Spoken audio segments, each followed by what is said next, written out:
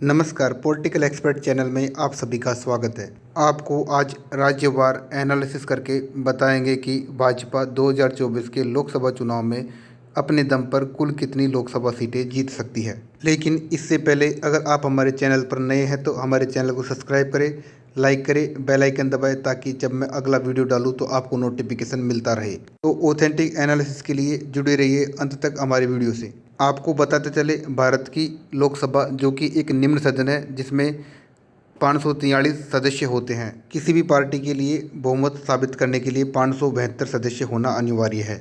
2019 के लोकसभा चुनाव में भाजपा ने कुल 303 लोकसभा सीटें जीती थी। तो शुरुआत करते हैं उत्तर प्रदेश से। उत्तर प्रदेश में कुल 80 लोकसभा सीटें हैं जो कि भारत के किसी भी राज्य में सबसे ज़्यादा है। 2019 के लोकसभा चुनाव में भाजपा ने यहाँ 62 लोकसभा सीटें जीती थी। उस समय यहाँ सपा व बसपा का गठबंधन था।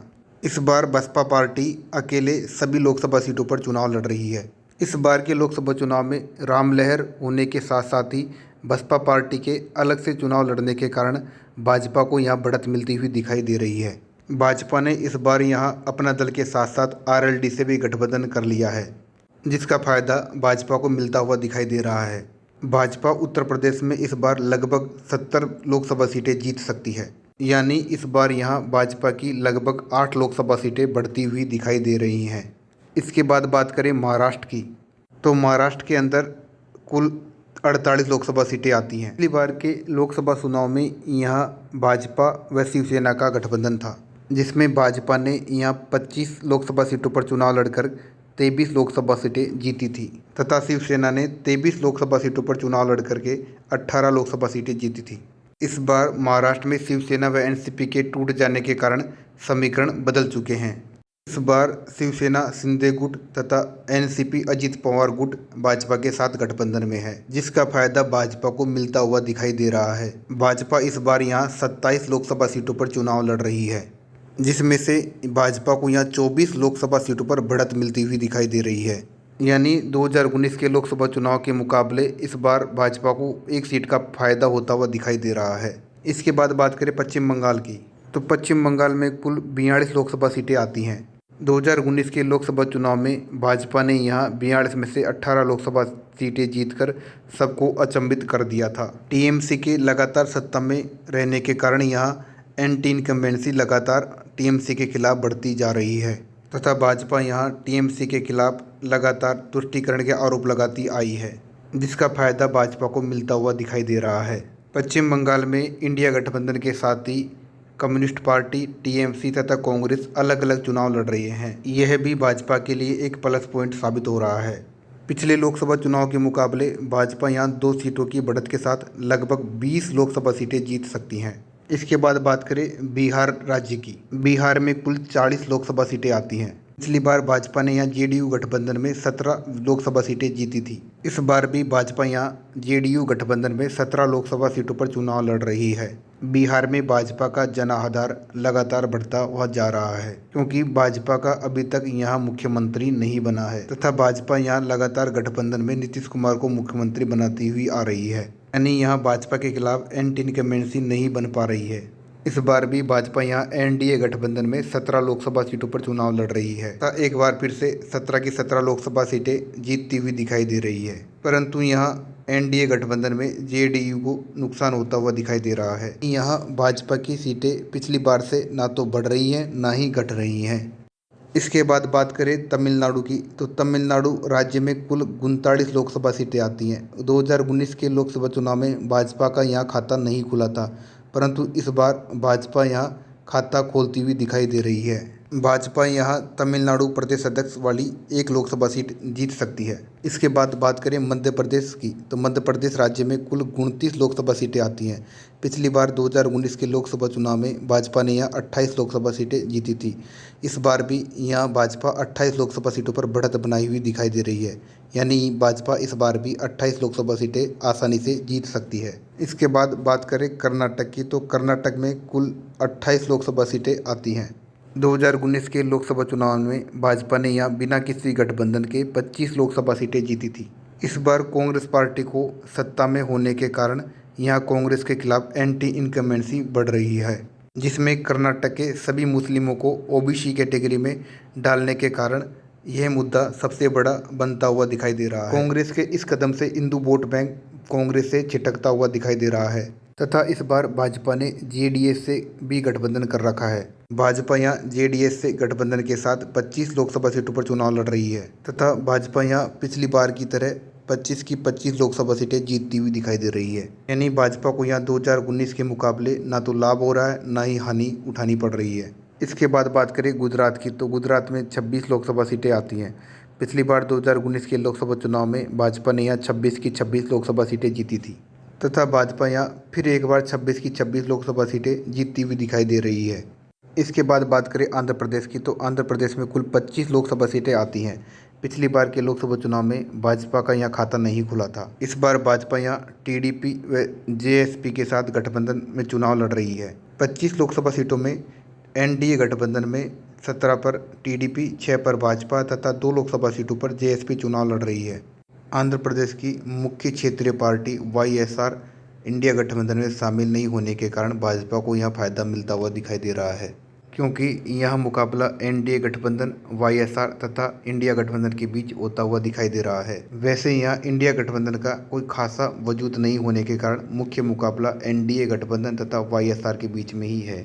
भाजपा को यहाँ एनडीए गठबंधन में मिली 6 लोकसभा सीटों में 5 लोकसभा सीटों पर बढ़त मिलती हुई दिखाई दे रही है। पिछले लोकसभा चुनाव में 0 के मुकाबले यहाँ भाजपा 5 लोकसभा सीटें जीत सकती है। इसके बाद बात करें राजस्थान की। राजस्थान में कुल 25 लोकसभा सीटें हैं। 2019 के लोकसभा चुनाव में भाजपा ने यहाँ 24 लोकसभा सीटें जीती तथा एक सीट एनडीए गठबंधन के साथ ही आरएलपी ने जीती थी। इस बार के लोकसभा चुनाव में भाजपा ने यहाँ किसी भी क्षेत्रीय पार्टी से गठबंधन नहीं किया है तथा भाजपा अकेली 25 की 25 लोकसभा सीटों पर लड़ रही है। इस बार के लोकसभा चुनाव में यहाँ भाजपा को नुकसान होता हुआ दिखाई दे रहा है तथा पिछली 24 सीटों के मुकाबले इस बार भाजपा यहाँ 18 सीटें ही जीतती हुई दिखाई दे रही है। यानी भाजपा को यहाँ 6 सीटों का नुकसान होता हुआ दिखाई दे रहा है। इसके बाद बात करें ओडिशा की। ओडिशा में कुल 21 लोकसभा सीटें आती हैं। 2019 के लोकसभा चुनाव में भाजपा ने यहाँ 21 में से 8 लोकसभा सीटें जीती थी। इस बार के लोकसभा चुनाव में भाजपा को यहाँ 2 सीटों पर बढ़त मिलती हुई दिखाई दे रही है। यानी इस बार भाजपा यहाँ 10 लोकसभा सीटें जीत सकती है। इसके बाद बात करें केरल की। केरल में कुल 20 लोकसभा सीटें हैं। पिछली बार के लोकसभा चुनाव में बीजेपी का यहाँ खाता नहीं खुला था तथा इस बार के लोकसभा चुनाव में भी बीजेपी का यहाँ खाता खुलता हुआ दिखाई नहीं दे रहा है। इसके बाद बात करें तेलंगाना की। तेलंगाना में कुल 17 लोकसभा सीटें हैं। पिछली बार के लोकसभा चुनाव में भाजपा ने यहाँ 4 लोकसभा सीटें जीती थी। इस बार के लोकसभा चुनाव में 4% मुस्लिम आरक्षण का मुद्दा छा जाने के कारण भाजपा को फायदा मिलता हुआ दिखाई दे रहा है तथा भाजपा इस राज्य के लोकसभा चुनाव के नतीजों पर सबको चौंका सकती है। वर्तमान में भाजपा यहाँ 10 लोकसभा सीटों पर बढ़त बनाए हुए है। यानी यहाँ 10 लोकसभा सीटें भाजपा अकेले अपने दम पर जीत सकती है। भाजपा को तेलंगाना में इस बार 6 सीटों का फायदा होता हुआ दिखाई दे रहा है। इसके बाद बात करें असम की। असम में कुल 14 लोकसभा सीटें हैं। पिछली बार के लोकसभा चुनाव में भाजपा ने यहाँ 9 लोकसभा सीटों पर चुनाव जीते थे। इस बार भाजपा का क्षेत्रीय पार्टियों से गठबंधन हो जाने के कारण भाजपा को 2 सीटों की बढ़त मिलती हुई दिखाई दे रही है। यानी भाजपा कुल 11 लोकसभा सीटों पर चुनाव लड़ रही है तथा 11 की 11 लोकसभा सीटें जीतती हुई दिखाई दे रही है। इसके बाद बात करें झारखंड की। झारखंड में कुल 14 लोकसभा सीटें आती हैं, जिनमें पिछली बार के लोकसभा चुनाव में भाजपा ने 11 लोकसभा सीटें जीती थी। इस बार के लोकसभा चुनाव में भाजपा को यहाँ 3 सीटों का नुकसान होता हुआ दिखाई दे रहा है। यानी इस बार भाजपा लगभग 8 लोकसभा सीटें जीत सकती है। इसके बाद बात करें पंजाब की। पंजाब में कुल 13 लोकसभा सीटें हैं। पिछली बार के लोकसभा चुनाव में भाजपा ने यहाँ 2 लोकसभा सीटें जीती थी। इस बार भी भाजपा को यहाँ 2 लोकसभा सीटें मिलती हुई दिखाई दे रही है। यानी इस बार भाजपा को यहाँ ना तो नुकसान होता दिखाई दे रहा है, ना कि कोई फायदा होता हुआ दिखाई दे रहा है। इसके बाद बात करें छत्तीसगढ़ की। छत्तीसगढ़ में कुल 11 लोकसभा सीटें आती हैं। पिछली बार के लोकसभा चुनाव में भाजपा को यहाँ 9 लोकसभा सीटें मिली थी। इस बार के लोकसभा चुनाव में भाजपा यहाँ बड़ा उलटफेर करके 11 की 11 लोकसभा सीटें जीत सकती है, क्योंकि छत्तीसगढ़ में भाजपा का वोट प्रतिशत लगातार बढ़ता हुआ जा रहा है। इसके बाद बात करें हरियाणा की। हरियाणा में कुल 10 लोकसभा सीटें आती हैं। पिछली बार के लोकसभा चुनाव में भाजपा ने यहाँ क्लीन स्वीप करके 10 की 10 लोकसभा सीटें जीत ली थी। इस बार के लोकसभा चुनाव में भाजपा को यहाँ 2 सीटों का नुकसान होता हुआ दिखाई दे रहा है। यानी इस बार भाजपा 8 लोकसभा सीटें जीत सकती है। इसके बाद बात करें दिल्ली की, तो दिल्ली में कुल 7 लोकसभा सीटें आती हैं। पिछली बार के लोकसभा चुनाव में भाजपा ने यहाँ क्लीन स्वीप करके सातों की सातों लोकसभा सीटें जीत ली थी।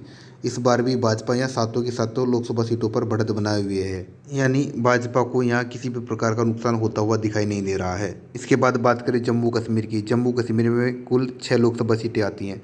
पिछली बार के लोकसभा चुनाव में भाजपा ने यहाँ 3 लोकसभा सीटें जीती थी। इस बार भी भाजपा को 3 लोकसभा सीटें मिलती हुई दिखाई दे रही है। इसके बाद बात करें उत्तराखंड की। उत्तराखंड में कुल 5 लोकसभा सीटें आती हैं। भाजपा ने पिछले लोकसभा चुनाव में पाँचों की पाँचों लोकसभा सीटें जीत ली थी। इस बार भी भाजपा पाँचों की पाँचों लोकसभा सीटें जीतती हुई दिखाई दे रही है। इसके बाद बात करें हिमाचल की। हिमाचल में कुल 4 लोकसभा सीटें आती हैं। पिछली बार 2019 के लोकसभा चुनाव में भाजपा ने चारों लोकसभा सीटें जीती थी। इस बार के लोकसभा चुनाव में भी बीजेपी क्लीन स्वीप करती हुई दिखाई दे रही है, यानी चारों की चारों लोकसभा सीटें बीजेपी जीतती हुई दिखाई दे रही है। इसके बाद बात करें अरुणाचल प्रदेश की। अरुणाचल प्रदेश में कुल 2 लोकसभा सीटें आती हैं। पिछली बार के लोकसभा चुनाव में भाजपा ने यहाँ दोनों की दोनों लोकसभा सीटें जीती थी। इस बार भी भाजपा यहाँ क्लीन स्वीप करती हुई दिखाई दे रही है। इसके बाद बात करें गोवा की। गोवा में कुल 2 लोकसभा सीटें आती हैं। 2019 के लोकसभा चुनाव में भाजपा ने 1 लोकसभा सीटें जीती थी। इस बार भी भाजपा को 1 सीट मिलती हुई दिखाई दे रही है। इसके बाद बात करें त्रिपुरा की। त्रिपुरा में कुल 2 लोकसभा सीटें आती हैं। पिछली बार भाजपा ने यहाँ 2019 के लोकसभा चुनाव में 2 लोकसभा सीटें जीती थी। इस बार भी भाजपा यहाँ क्लीन स्वीप करके दोनों की दोनों लोकसभा सीटें जीतती हुई दिखाई दे रही है। इसके बाद बात करें मणिपुर की। मणिपुर में कुल 2 लोकसभा सीटें आती हैं। पिछली बार के लोकसभा चुनाव में भाजपा ने 1 लोकसभा सीट जीती थी। इस बार भी भाजपा 1 लोकसभा सीट ही जीत पा रही है। मेघालय की बात करें तो मेघालय में कुल 2 लोकसभा सीटें आती हैं। पिछली बार की लोकसभा चुनाव में भाजपा का यहाँ खाता नहीं खुला था। इस बार भी भाजपा का खाता खुलता हुआ दिखाई नहीं दे रहा है। इसके बाद बात करें अंडमान निकोबार की। अंडमान निकोबार में 1 लोकसभा सीट आती है। पिछली बार भाजपा का यहाँ खाता नहीं खुला था। इस बार भी भाजपा यहाँ खाता नहीं खोल पा रही है। इसके बाद बात करें चंडीगढ़ की। चंडीगढ़ में 1 लोकसभा सीट है। पिछली बार भाजपा ने क्लीन स्वीप करके 1 लोकसभा सीट को जीत लिया था। इस बार भी भाजपा क्लीन स्वीप करती हुई दिखाई दे रही है। इसके बाद बात करें दादरा नगर हवेली की। तो दादरा नगर हवेली में 1 लोकसभा सीट आती है। पिछली बार के लोकसभा चुनाव में भाजपा यहाँ मामूली अंतर से हार गई थी, परंतु इस बार भाजपा यहाँ 1 सीट जीतती हुई दिखाई दे रही है। इसके बाद बात करें नागालैंड की। नागालैंड में 1 लोकसभा सीट आती है। पिछली बार भाजपा यहाँ खाता नहीं खोल पाई थी। इस बार भी भाजपा यहाँ खाता नहीं खोल पा रही है। बात करें पांडिचेरी की। पांडिचेरी में 1 लोकसभा सीट आती है। पिछली बार के लोकसभा चुनाव में भाजपा यहाँ खाता नहीं खोल पाई थी। इस बार भी भाजपा का खाता खुलता हुआ दिखाई नहीं दे रहा है। इसके बाद बात करें मिजोरम की। मिजोरम में 1 लोकसभा सीट आती है। पिछली बार भाजपा का खाता नहीं खुला था। इस बार भी भाजपा यहाँ खाता नहीं खोल पा रही है। इसके बाद बात करें लक्षद्वीप की। लक्षद्वीप में 1 लोकसभा सीट आती है। भाजपा यहाँ पिछली बार 0 पर आउट हुई थी। इस बार भी भाजपा यहाँ खाता नहीं खोल पा रही है।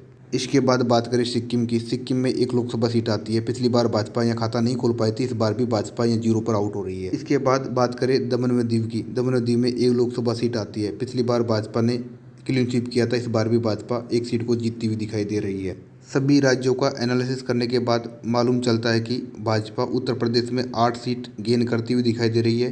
पश्चिम बंगाल में 2 सीट, महाराष्ट्र में 1 सीट, तमिलनाडु में 1 सीट, आंध्र प्रदेश में 5 सीट, ओडिशा में 2 सीट, तेलंगाना में 6 सीट व असम में 2 सीट तथा छत्तीसगढ़ में 2 सीट गेन करती हुई दिखाई दे रही है। तथा जिन राज्यों में भाजपा को नुकसान होता हुआ दिखाई दे रहा है, उन राज्यों के अंदर राजस्थान में 6 सीट, झारखंड में 3 सीट तथा हरियाणा में 2 सीट शामिल है। यानी भाजपा 2024 के लोकसभा चुनाव में 318 से 320 लोकसभा सीटें जीत सकती है। भाजपा को जिन प्रदेशों में सबसे ज़्यादा फायदा होता हुआ दिखाई दे रहा है, वो प्रदेश उत्तर प्रदेश, आंध्र प्रदेश तथा तेलंगाना शामिल है। मेडिकल से संबंधित एक्सपर्ट न्यूज़ के लिए आप हमारे चैनल को सब्सक्राइब करें, लाइक करें, बेल आइकन दबाएं ताकि जब मैं अगला वीडियो डालूँ तो आपको नोटिफिकेशन मिलता रहे। मिलते हैं नेक्स्ट वीडियो में।